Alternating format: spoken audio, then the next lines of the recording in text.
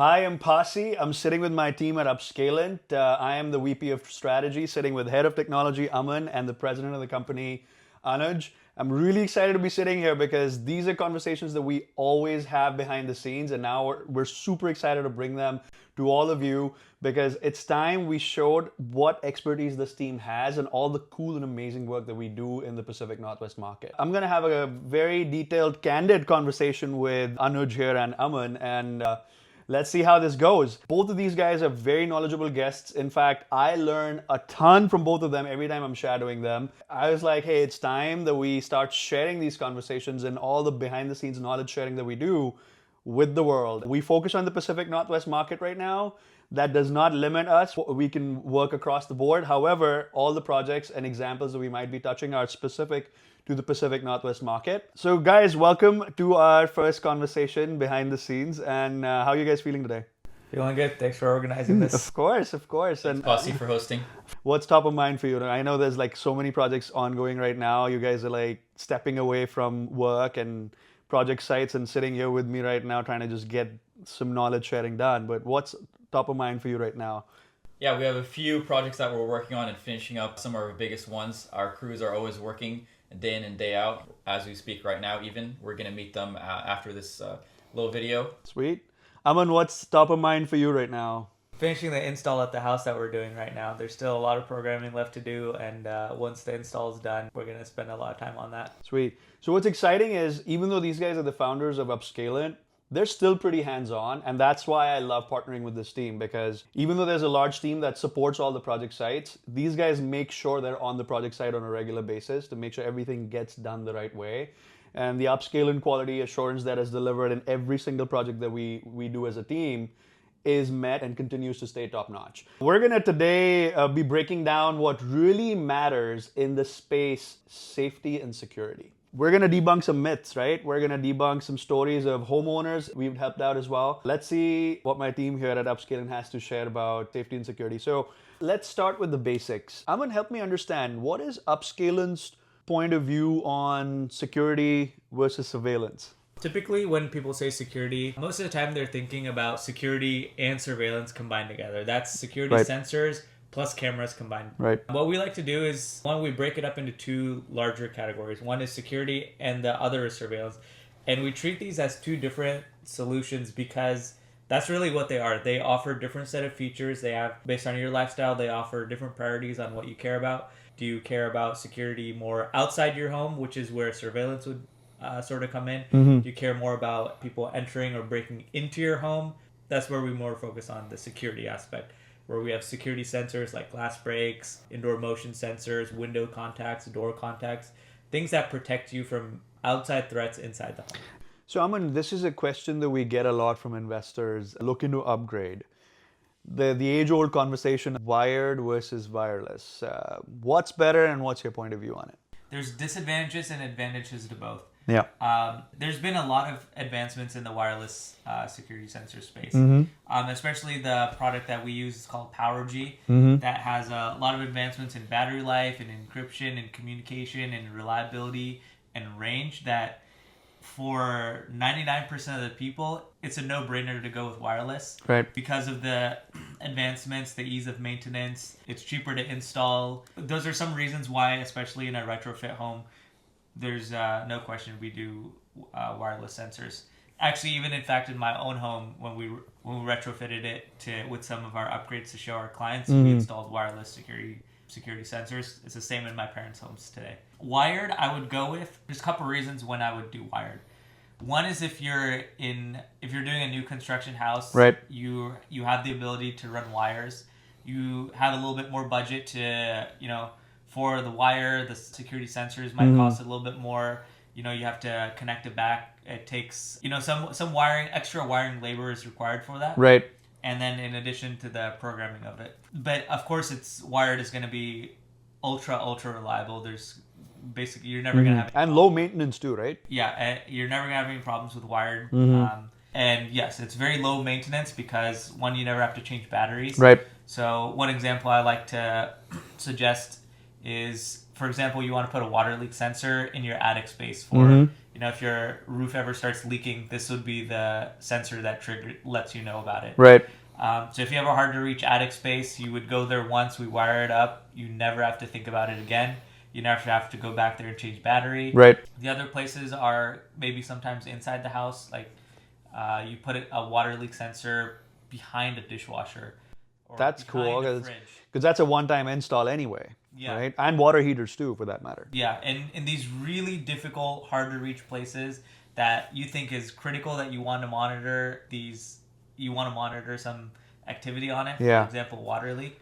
Then that's where you should do wired, because then again, you never have to change batteries. Exactly. Even if it's once every 6 to 10 years, I still don't want to as a homeowner, right? Yeah, and the wireless version of these water leak detectors, the battery life is about 6 to 8 years. Okay. Even if you don't do wired, you're still getting a really good solution. Got it. And Anuj, I'm just curious on what Upscalent's broad category of sensors are. Like, what do we offer to our clients and customers? What are some broad categories besides surveillance, which we'll get into in a different day, that you think Upscalent can offer when it comes to security and sensors? Fundamentally, every alarm system is made up of motion sensors, glass break detectors, door contacts, window contacts, smoke and CO detector integration. Then also sirens. If something gets stripped, then you have sirens going around in the house. You can also have an outdoor siren. And then your panel, which everything communicates centrally to that panel. Right. And it can also reach authorities if you need it. We give key fobs. So when you enter your home or next to your bedside table, you have a key fob that can arm or disarm your system. You can have panic buttons in multiple areas of the house. Also curtain detection. So if your window is open and your curtain is down, if someone moves your curtain a little bit, it's going to detect that there's movement, and it'll trigger the alarm system that someone is there or motion is detected at that location. That sounds like lots of false alarms coming through because of the wind situation. Is that something that has the technology gotten better where it can distinguish between a spider wind and an actual human motion? Sometimes curtain weighs a lot, so we do on a case-by-case basis on whether we should have it at that location. Okay. That makes sense. I want to talk about a lot of DIY solutions right now. I think a lot of people, when they're thinking of security and safety and they don't want to get a subscription service, or if for that matter, if they've been grandfathered into an old subscription service with historical companies like ADT, I want to get both of yours point of view on DIY solutions. And what is your honest point of view? Like, people think of SimpliSafe as a newer player that came out a few years ago, and ADT. Pros and cons of DIY solutions versus going with a scalable solution that Upscalent might be offering. There's two different approaches that we take to this when talking about customers who are also thinking about doing DIY. One is the economics of it, and two is the reliability of it.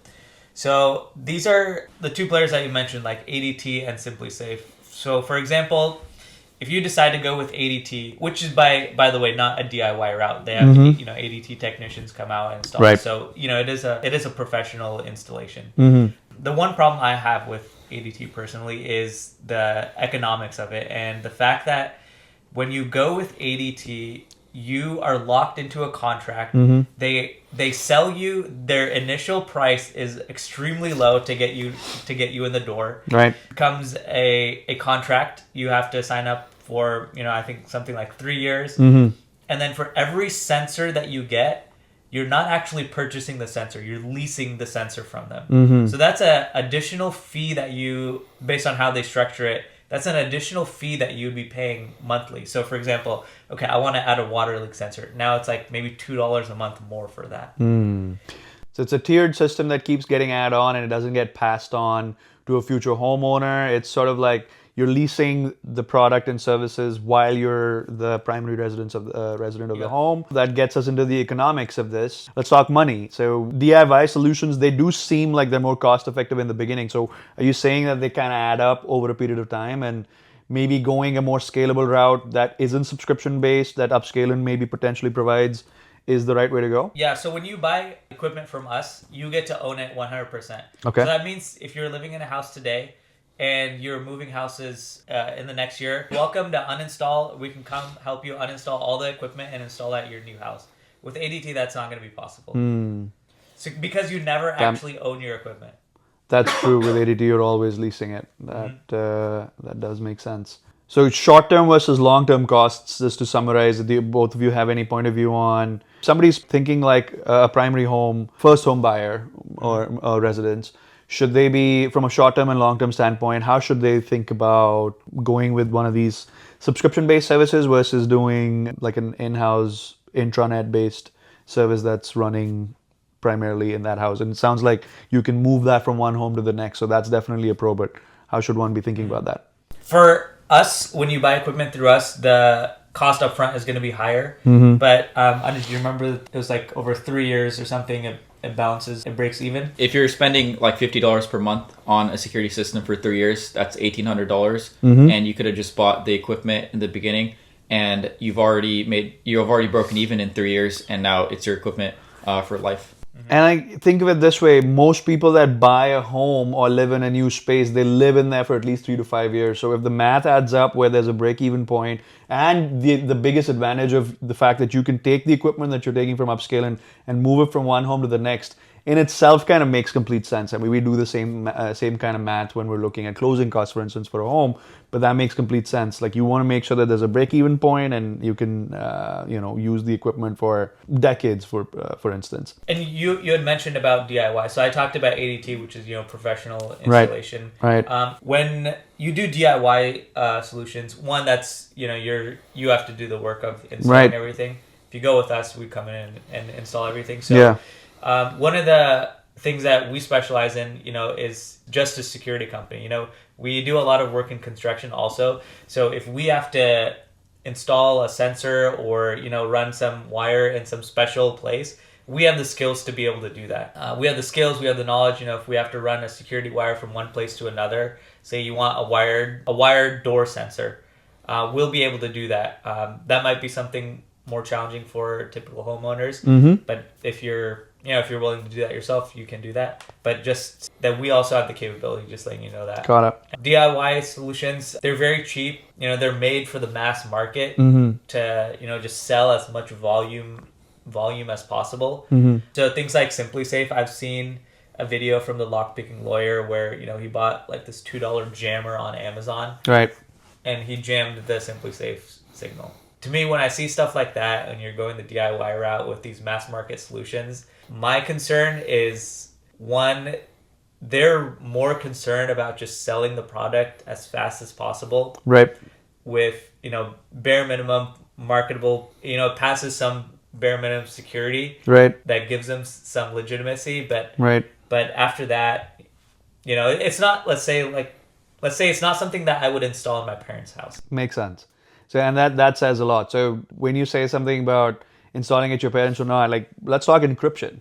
Like, what levels of encryption are a bare minimum standard for the products that Upscalent is providing when it comes to these sensors? Yeah, so the sensors that we use, I'll talk about the wireless sensors. Sure. In terms of hacking. Yeah, because you talked about the break-in scenario where someone can jam a signal, right? So let's try to find a solution to prevent that from happening. Yeah, because in the wired one, it's communicating over the wire. So of course, there's not going to be any hacking unless you have some physical access. In that case, someone is already in your house. Right. But for wireless, so earlier when I said there's been a lot of advancements in technology, one of the biggest things is like security and its range. So the sensors that we use, they're 120-bit AES two-way encryption. But the advantage of two-way encryption, one, it reduces the battery life. Let's talk about hacking and smart security. Constantly we're hearing about how homes are getting broken into. A few years ago, a Samsung refrigerator that got broken into and someone's banking information got stolen. So when you're setting up your security in your home,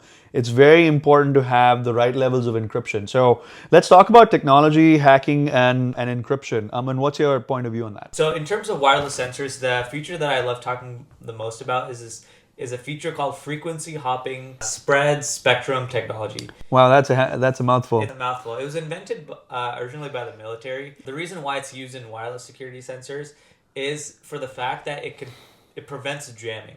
Okay. So let me back up a little bit and give you some more context on how these wireless sensors communicate. So wireless sensors, they typically communicate within some megahertz of a band. Okay. So the most common ones are 433 to 434 megahertz. Second one, in no particular order, there's another one that's 869 megahertz. Okay. Third one is 912 to 918 megahertz bands. So these are three different bands that, based on the manufacturer, they might communicate on one band versus another. Sure. The band that we use primarily communicates in the 912 to 918 megahertz band. But the special thing about this is that it's always changing channels. So it breaks this band down into different channels. Sure. Typically when other manufacturers, they just choose, like one Typical band, yep. One number within this band and they communicate on this. Mm-hmm. What these sensors do is that 60 times a second, they're changing their frequency. There's 8 different hopping frequencies in the first one. So 433 to 434. Right. There's 8 different frequencies in that. There's 4 different hopping frequencies in 868 to 869 megahertz. And then there's 50 hopping frequencies in the 912 to 918. So these sensors are switching between, these 50 different frequency hopping sensors. Mm-hmm. These sensors are switching 60 times a second within this last chunk that I mentioned. So Sure. there's 50 different frequencies that it could take within this band. And so because it's constantly switching, it's virtually impossible for anyone to have a device or, any common burglary or burglar to have a device like this that one can understand the rate of the machine can understand the rate of how often it's hopping how often from it's one changing frequency, right, to what it even starts on and what's going to be the next frequency, because that's an encrypted communication that happens between the panel and between the sensor. So that's why having two-way encryption is really important, because unless you have the encryption security key, you will never be able to know which channel it's going to be on next. You mentioned there are 3 sets of bands, right? 400, 600, and then 900. So why has Upscalent chosen products that are in the 900? Does it matter what frequency you're using, or does it just the amount of hopping per second is what matters most? From a burglar standpoint, you're saying because it's hopping 64 times a minute, there's really no way for you to tune in and whatever the product is offering, whatever the manufacturer is offering is kind of the frequency that you do. Yeah. But is there a custom setting to have the number of hops per minute, or is that also pre-programmed already? No, that's just part of the sensor from the manufacturer. Got it. So one of the most common scenarios that happens with burglaries is someone jamming into your security sensor systems, finding a way to temporarily turn them off. So what I really want to ask you, Aman, is what has been the technology advancements that's taken place in the last few years? What is the top-notch security encryption levels that we have in the market today? And how does that really work? Simplify that for us. This is my favorite thing to talk about with customers. The sensors that we use, they have a technology called FHSS. That's Frequency Hopping Spread Spectrum Technology. Okay. That means that our sensors are changing channels 64 times a second. That makes it virtually impossible for anybody to detect what channel it's currently on and jam it, because even if they're able to do that, it's changed within a fraction of a second. Exactly. So again, it's changing 64 times a second. That is amazing. So to give you some context on what this means, I'll back up and compare it to some other manufacturers' security sensors. So typically on the market, what you see is there's these frequency radio bands that security sensors operate on. Okay. The top 3 common is 433 megahertz. Sure. 868 megahertz and 319.5. And these are the 3 band frequency ranges. Yeah, these are 3 separate frequency. A manufacturer could choose. Okay, I want my sensors Sure. to operate on this frequency band. Makes sense. So, it's kind of like 2.4 gigahertz Wi-Fi versus 5 gigahertz Yep. Wi-Fi. These are megahertz, and it's different. Yeah, it's just a different frequency. Okay. So somebody with ill intent is trying to find a jammer online.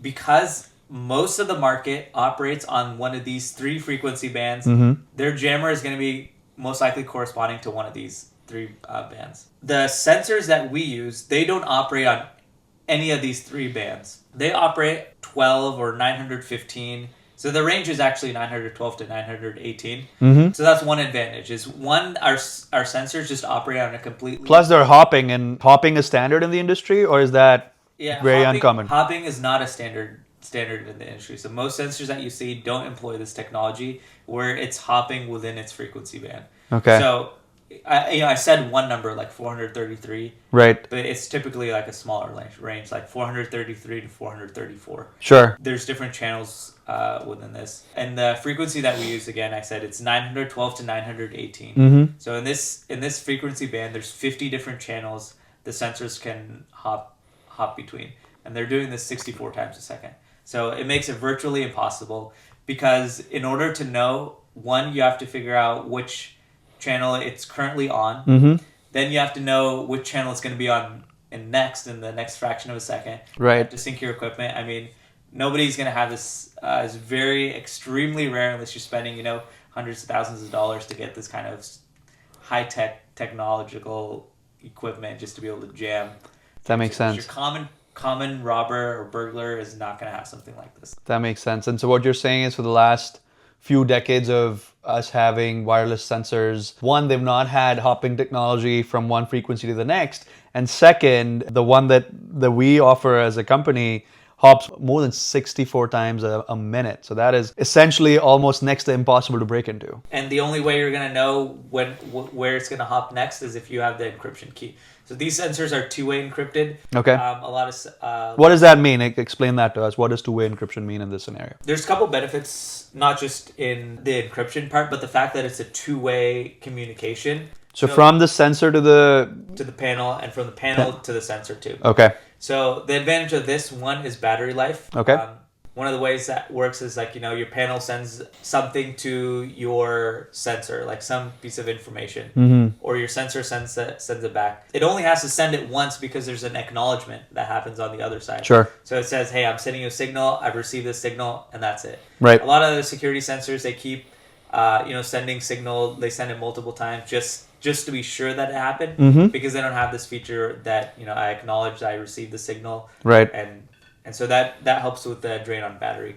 And so the encryption helps. The acknowledgement's actually energy efficient, essentially. Yeah, makes sense. And so in terms of your original question, you asked about the encryption. How does that help? Is one, because they have to communicate less frequently. And so there's less data being transmitted over. You have to have an encryption key to even see what's happening, what's being communicated in either direction. Yeah, that makes sense. So if you're thinking water sensors, door sensors, water leak sensors, any kind of sensor that's talking to a main home security panel, having two-way encryption makes a lot of sense. And all the products that we offer from Upscalent essentially have two-way communication and two-way encryption. Essentially saving battery life if it's wireless, being more energy efficient if it's wired.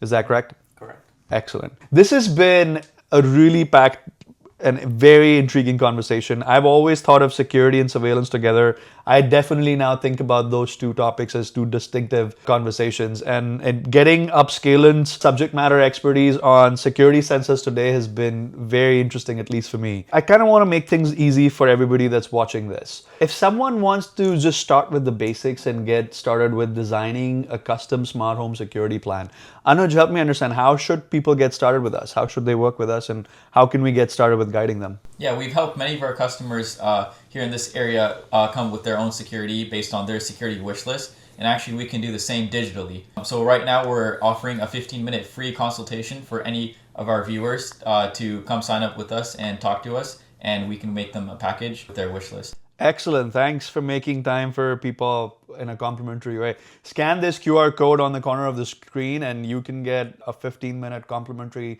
security design conversation with us as a team, and we look forward to serving you. So ask yourselves, are you somebody who is a set it and forget it kind of person when you're thinking about home security? Or are you somebody who's on top of their home maintenance checklist? Regardless of the kind of persona that you are, we cater solutions to both of those personalities. As I mentioned, we have a 15-minute complimentary security design consult that we offer as a team. Feel free to scan the QR code and that'll take you to the link that helps you schedule it.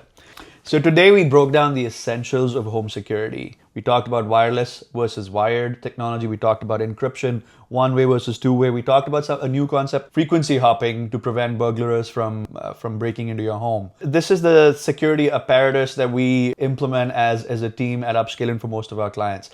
So reach out to us for a 15-minute consult completely on us. We're going to talk next time about how the security apparatus of your home connects to the rest of your home and the rest of the home technology solutions that Upscalent as a company provides.